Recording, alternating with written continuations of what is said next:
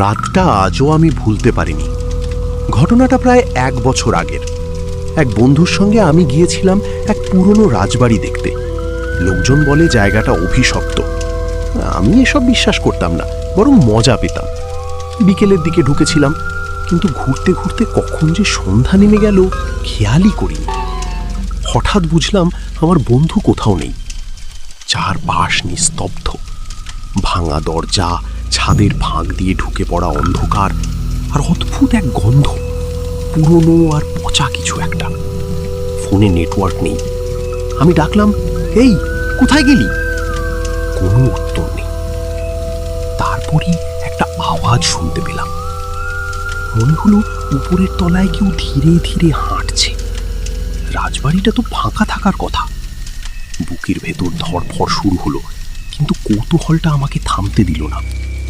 ধীরে ধীরে সিঁড়ি বেয়ে উপরে উঠলাম। উপরে উঠে দেখি একটা দরজা আধ খোলা। ভেতর থেকে যেন কেউ তাকিয়ে আছে, এমন একটা অনুভূতি। সাহস করে দরজাটা একটু ঠেলে দিলাম। ভেতরে কেউ নেই, কিন্তু মেঝেতে ধুলো জমে থাকা জায়গায় স্পষ্ট পায়ের ছাপ। আর সেটা ঠিক আমার সামনে থেকেই তৈরি হচ্ছে, একটার পর একটা, যেন কেউ অদৃশ্য হয়ে হাঁটছে। হঠাৎ দরজাটা জোরে বন্ধ হয়ে গেল পেছন থেকে। আমি দৌড়ে দরজা খুলতে গেলাম, কিন্তু দরজা নড়ছে না। তখনই কানে আসলো একটা চাপা কণ্ঠ, খুব ধীরে ধীরে হাসছে। আমি ঘুরে দাঁড়ালাম, কেউ নেই, কিন্তু ঠান্ডা একটা নিঃশ্বাস গায়ে লাগলো। মনে হচ্ছিল কেউ ঠিক আমার কাঁধের উপর মুখ রেখে দাঁড়িয়ে আছে। হঠাৎ জানালাটা নিজে থেকেই খুলে গেল। বাইরে তাকাতেই দেখি একটা ছায়া দাঁড়িয়ে, কিন্তু তার মুখটা অস্বাভাবিকভাবে বাঁকা, আর চোখ দুটো একদম কালো। সে ধীরে ধীরে হাত তুলে আমাকে ডাকছে। সেই মুহূর্তে আমি বুঝলাম ওটা ভালো কিছু না। কিভাবে যেন দরজাটা খুলে গেল। আমি আর কিছু না ভেবে সোজা দৌড় দিলাম নিচে।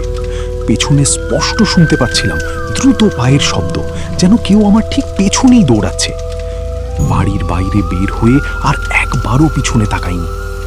পরের দিন সকালে লোকজন নিয়ে আবার সেখানে গিয়েছিলাম, কিন্তু অদ্ভুত ব্যাপার, রাজবাড়ির ভেতরে আমার কোনো পায়ের ছাপ ছিল না। আর যেই ঘরটায় আমি আটকা পড়েছিলাম সেটার দরজা বাইরে থেকে বন্ধ ছিল বহু বছর ধরে।